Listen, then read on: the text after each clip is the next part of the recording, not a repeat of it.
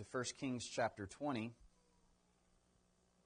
1 Kings 20, we'll be engaging in a study this morning that starts there in 1 Kings 20, and we hope to make some helpful application as we consider the will of God this morning. You might remember a couple of weeks ago, we studied from 1 Kings chapter 22, and we looked at that entire chapter in some detail when Ahab sought an alliance with Jehoshaphat, and they came together against Syria, and there was the consulting of false prophets and then true prophets, and Ahab and Jehoshaphat both believed a lie, and we talked about the anatomy of rejecting the truth.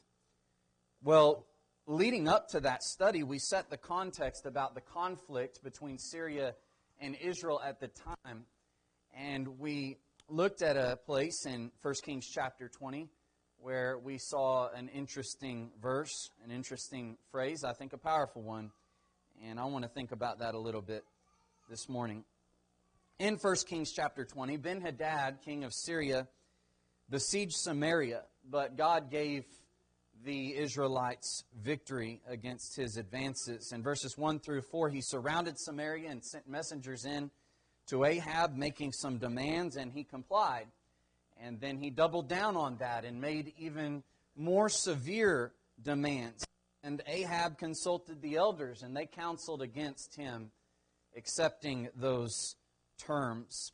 And so when Ahab refused, Ben-Hadad threatened even further.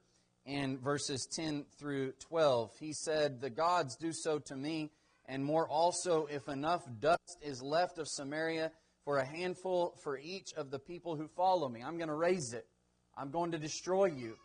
And then it's interesting how Ahab responded. "Tell him, let not the one who puts on his armor boast like the one who takes it off. You act as though the battle is completed, and we haven't even started." And so God sent a prophet to Ahab, and the prophet told him that God would deliver him from Ben-Hadad and the Syrians. They would gain victory. And the Israelites made their move according to the will of God on the Syrians and gained victory that day.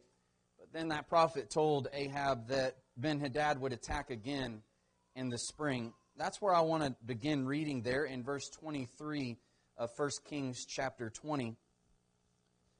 It says in 1 Kings 20 and verse 23, "Then the servants of the king of Syria said to him, 'Their gods are gods of the hills. Therefore they were stronger than we. But if we fight against them in the plain, surely we will be stronger than they. So do this thing, dismiss the kings, each from his position, and put captains in their places, and you shall muster an army like the army that you have lost, horse for horse and chariot for chariot. Then we will fight against them in the plain. Surely we will be stronger than they.' And he listened to their voice and did so. So it was in the spring of the year that Ben-Hadad mustered the Syrians and went up to Aphek to fight against Israel. And the children of Israel were mustered and given provisions, and they went against them. Now the children of Israel encamped before them like two little flocks of goats, while the Syrians filled the countryside. Then a man of God came and spoke to the king of Israel and said, 'Thus says the Lord, because the Syrians have said the Lord is God of the hills, but He is not God of the valleys. Therefore I will deliver all this great multitude into your hand, and you shall know that I am the Lord.' And they encamped opposite each other for 7 days. So it was that on the 7th day the battle was joined, and the children of Israel killed 100,000 foot soldiers of the Syrians in one day. But the rest fled to Aphek into the city. Then a wall fell on 27,000 of the men who were left. And Ben-Hadad fled and went into the city, into an inner chamber." We are impressed when we read accounts like this. And if something like this were to have happened in modern military warfare and perhaps even just recent military history, it would be something that is talked about all the time, especially when you think about how many foot soldiers were killed, but then a wall fell on a bunch of others. it is quite apparent that there was supernatural activity that was a part of this conflict.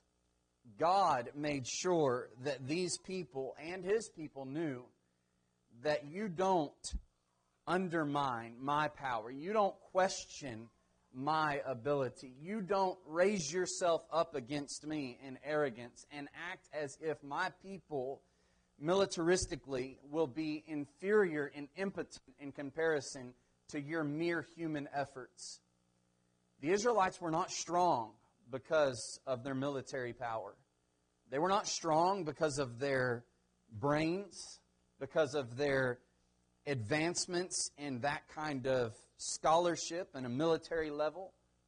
They did not go to school, study military sciences, and to make sure they knew different tactics and were able by their own strength to conquer these kinds of people and these nations.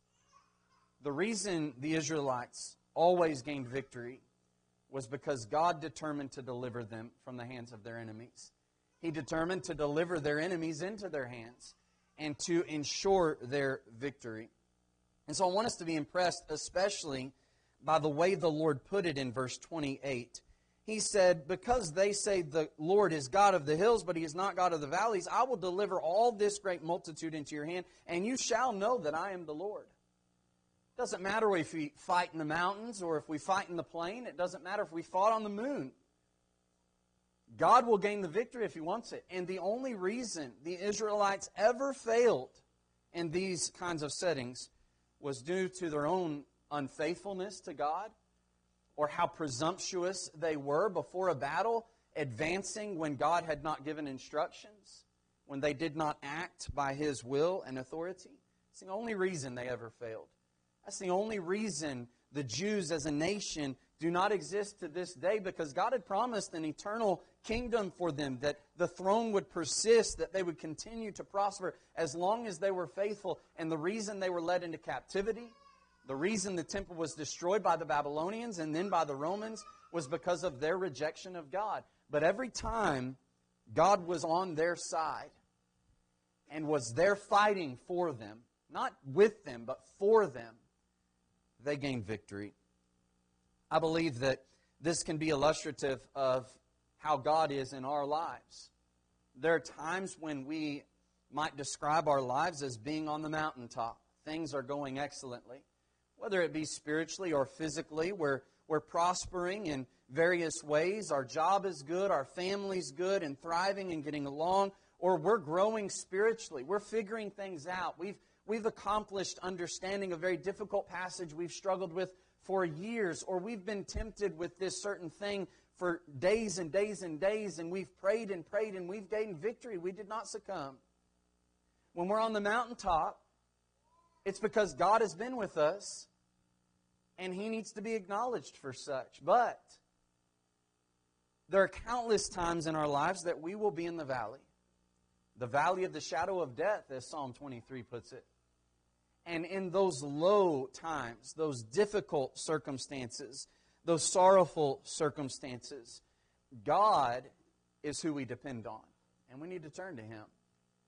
There are those who, in those valleys of life, tend to actually lose faith completely in God.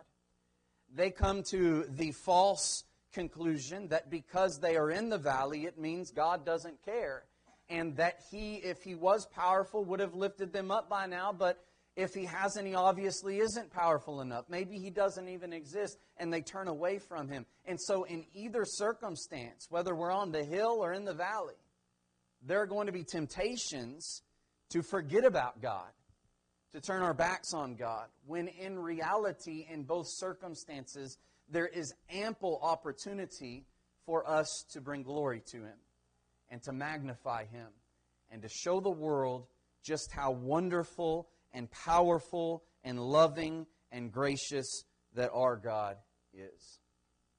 I want us to consider some examples of this in the lesson this morning. Consider firstly that God is indeed God of the hills. I want us to look at a passage in Isaiah where we read about the continuation of Israelite history, especially when it was concerning the days of the king Ahaz. You might remember in Isaiah chapter 7, by inspiration, Isaiah is describing the period of Israelite history of what has been termed the Syro-Ephraimitic uprising. We remember the great threat, the world threat at this time was the notorious nation of Assyria. They were very barbaric and gruesome in the way that they treated their enemies. They did not just defeat them militaristically, but they completely embarrassed them and demoralized them and humiliated them and tortured them. And they were one of the first that partook in psychological warfare, shock and awe. They treated their enemies in this way so that the rest of the people would fear them and yield to them before they would have to force their submission.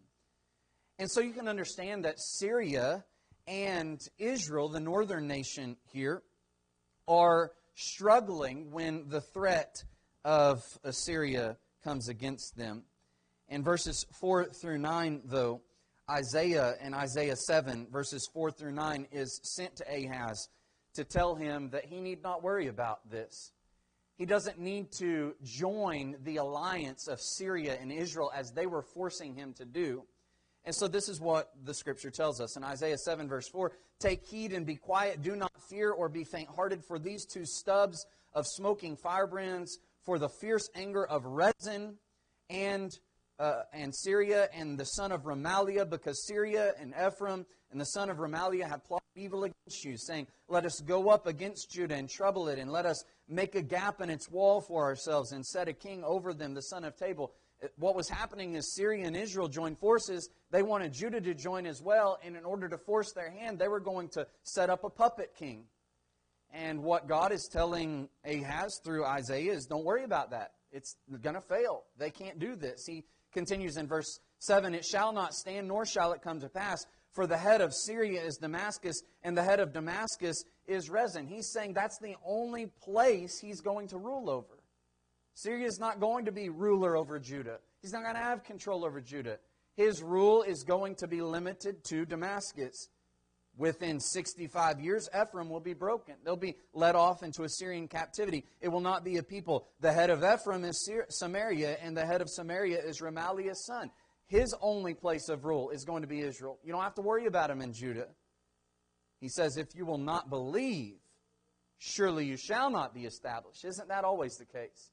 If you don't believe me, then I'm not going to protect you. That's why the people of God fail from time to time.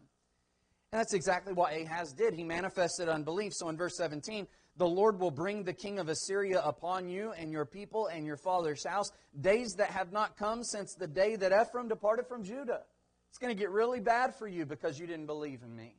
But it's not going to be Syria and Israel. It's going to be Assyria, the main threat.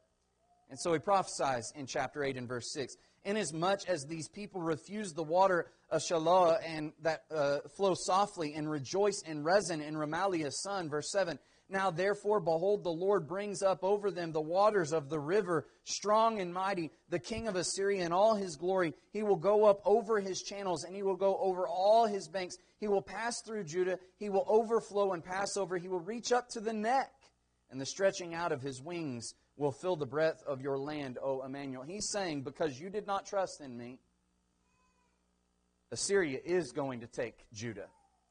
The only thing that he's not going to take is Jerusalem, up to the neck. The head of Judah is Jerusalem. Because you did not believe in me. But this is God using Assyria. And so that's what I want us to focus on. When we get to chapter 10, the prophet is speaking about Assyria's attitude. You see, their victory was allowed by God and used by God to judge sinful nations and His own sinful people. They didn't realize that. And so the prophet says in Isaiah 10 and in verse 12, "Therefore it shall come to pass when the Lord has performed all His work on Mount Zion and on Jerusalem, that He will say, I will punish the fruit of the arrogant heart of the king of Assyria and the glory of his haughty looks. For he says, by the strength of my hand I have done it, and by my wisdom, for I am prudent. And I have removed the boundaries of the people and have robbed their treasuries. So I have put down the inhabitants like a valiant man. My hand has found like a nest the riches of the people. And as one gathers eggs that are left, I have gathered all the earth. And there was no one moved who moved his wing, nor opened his mouth with even a peep. He's saying this is all happening because we're just really strong and powerful. God has nothing to do with it. In fact, in verse 7 he had said, he does not mean so, nor does his heart think so, that God is using him. He doesn't think it's because God's using him. He thinks it's all because of his talent and ability and power. So notice in verse 15, these powerful words. Shall the axe boast itself against him who chops with it?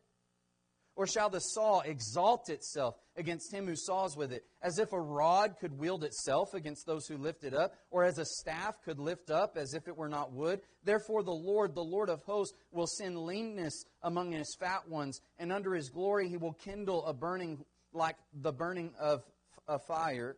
So the light of Israel will be for a fire, and his Holy One for a flame. It will burn and devour his thorns and his briars in one day, and it will consume the glory of his forest and of his fruitful field, both soul and body. And they will be as when a sick man wastes away. The rest of the trees of his forest will be so few in number that even a child may write them. And so God would destroy Assyria, would bring them low, because on the mountaintop they had no thought for God. They did not even entertain the thought that the God who created them of the universe was in control of this situation. They were conquering His people. And it was because they were more powerful than Him. And God says that's not how it works. You are merely a tool in my hand, is basically what verse 15 is saying. And brethren, we need to understand that. I know that this is a wicked nation, but we need to understand that when we gain success, when people have listened to us as we taught the gospel and they have obeyed, it's not for our glory. This has nothing to do with our ability. God forbid that we should forget that He's the power behind all that we're trying to accomplish. And if we do forget, He'll bring us low. He is God of the hills. We see another negative example of this in King Saul. You remember in 1 Samuel chapter 8, 1 Samuel chapter 8, that Israel grew tired of the current system of the judges, namely because Samuel's sons were abhorrent. They were not judging properly. They were immoral. They were not being those that God would call them to be. And so they demanded a king, and Samuel gets upset and he says, wait a second, they didn't reject you, they've rejected me. And so in 1 Samuel chapter 10, in verse 1, Saul is anointed, is chosen to be the first king of Israel. And in chapter 11, he finds military success when he delivers Jabesh Gilead from the Ammonites. And I want us to notice in verse 13 of 1 Samuel chapter 11, the kind of mindset that he finds himself in. He says, today the Lord has accomplished salvation in Israel. This is where Saul is at this point in history. He is on the mountaintop. He is king. He has found success. And he realizes God has delivered them into our hands. He has gained us victory. But then just a chapter over, in chapter 13, when they were struggling against the threat of the Philistines, and Samuel had, by God, appointed a time where he would come and make a sacrifice for the Lord's favor, that Saul grew impatient because of the threat of the Philistines. And instead of waiting by faith, waiting on the Lord, which the Bible is replete with examples of and encouragement toward, he acted presumptuously and made the sacrifice himself. In verse 9, he said, bring a burnt offering and peace offerings here to me. And he offered the burnt offering. And then Samuel said in verse 13, you have done foolishly and not kept the commandment of the Lord, which He has commanded you.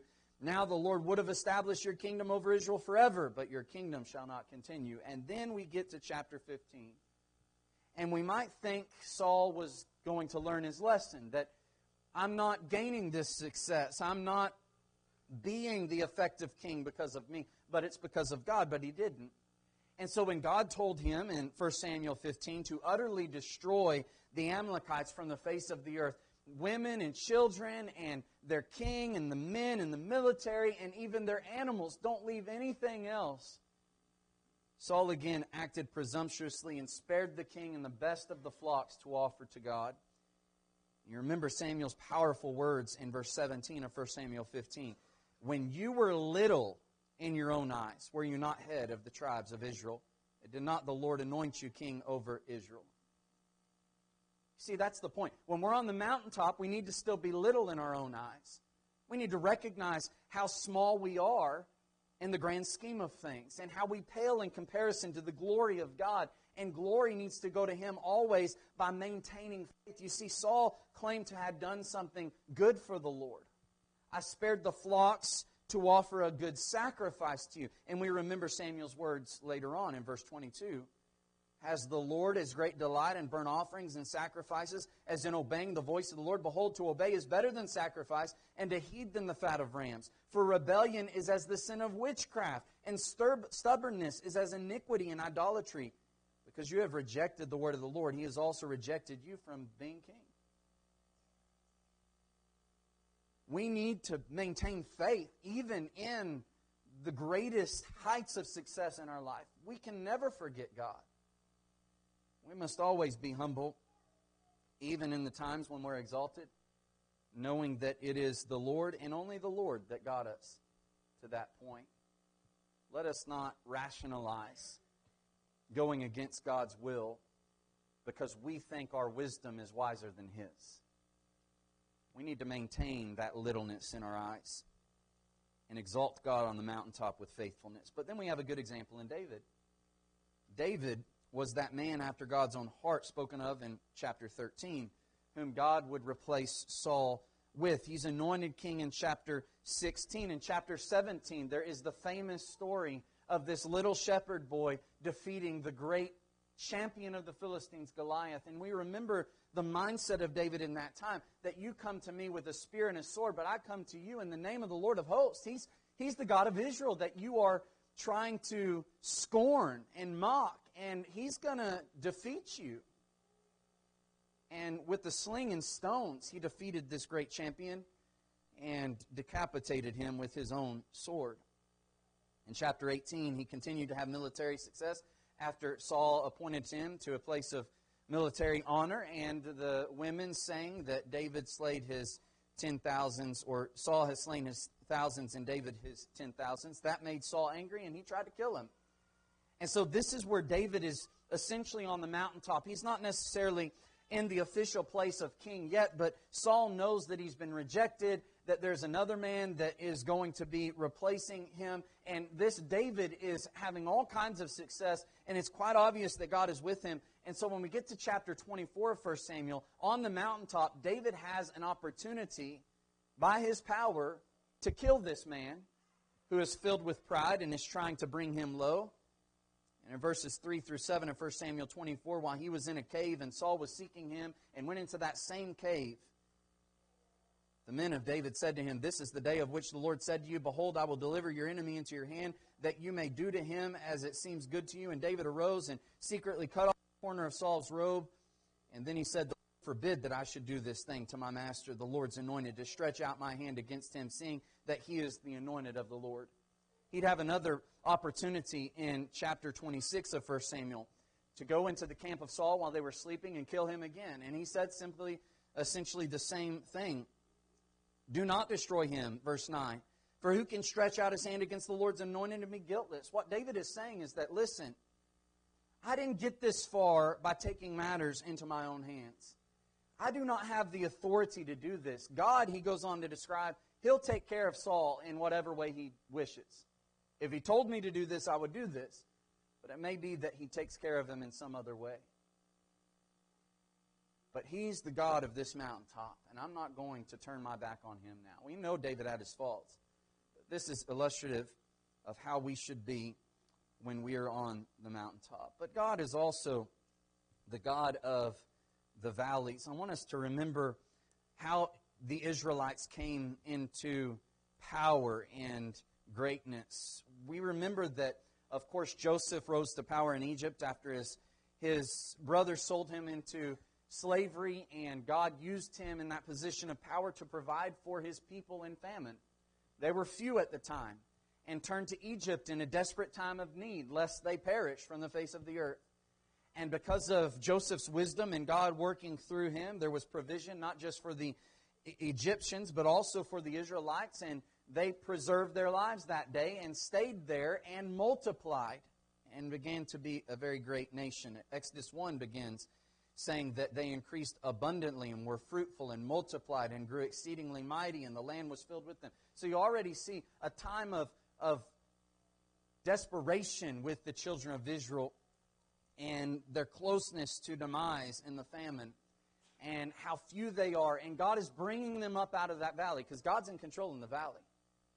But then in Exodus 1, when they're growing and multiplying, we're very familiar that a Pharaoh rose who did not know Joseph, like the other did, and started treating the Israelites very severely.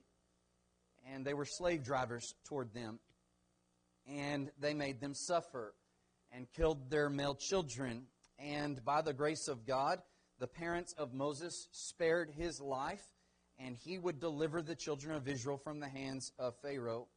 In chapter 3 and verse 7, this is what the Scripture tells us. The Lord said, I have surely seen the oppression of my people who are in Egypt, and have heard their cry because of their taskmasters, for I know their sorrow. So I have come down to deliver them out of the hand of the Egyptians, and bring them up from that land to a good and large land, to a land with milk and honey, to the place of the Canaanites, Hittites, Amorites, Perizzites, Hivites, and Jebusites.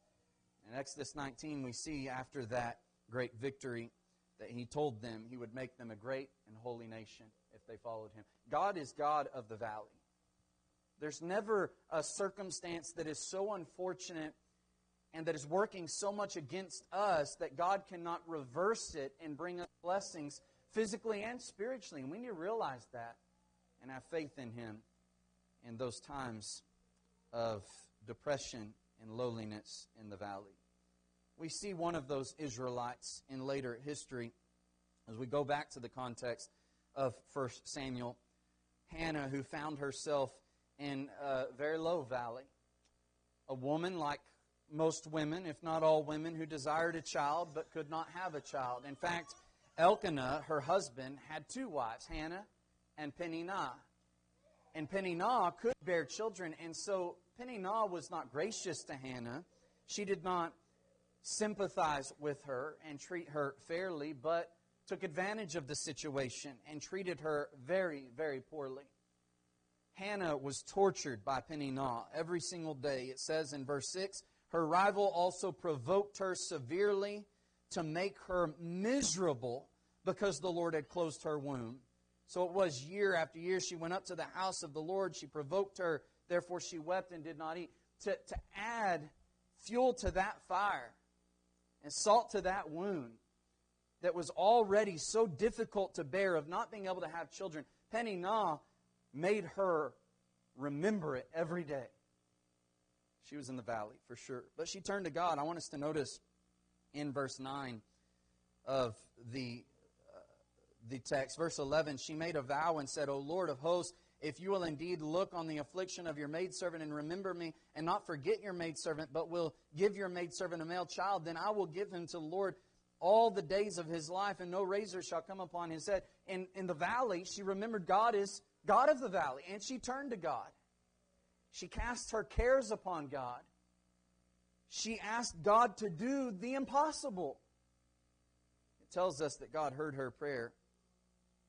In verse 19, Elkanah knew Hannah his wife, and the Lord remembered her. So it came to pass in the process of time that Hannah conceived and bore a son, and called his name Samuel, saying, because I have asked for him from the Lord. And she did what she said she would do. God is God of the valleys, brethren.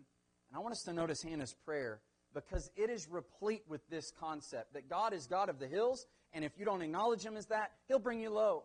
But he's also God of the valleys, and if you turn to him in dependence, he'll bring you up. He will help you in time of need. This is what Hannah prayed in 1 Samuel 2, verse 1. My heart rejoices in the Lord. My horn, or strength, is exalted in the Lord. I smile at my enemies, because I rejoice in your salvation. No one is holy like the Lord, for there is none beside you, nor is there any rock like our God. Talk no more so very proudly. Let no arrogance come from your mouth. For the Lord is the God of knowledge, and by Him actions are weighed. The bows of the mighty men are broken, and those who stumble are girded with strength. Those who are full have hired themselves out for bread, and the hungry have ceased to hunger. Even the barren has borne 7, and she who has many children has become feeble. The Lord kills and makes alive. He brings down to the grave and brings up. The Lord makes poor and makes rich. He makes low and lifts up. He raises the poor from the dust and lifts the beggar from the ash heap, to set them among princes and make them inherit the throne of glory. For the pillars of the earth are the Lord's, and He has set the world upon them. He will guard the feet of His saints, but the wicked shall be silent in darkness.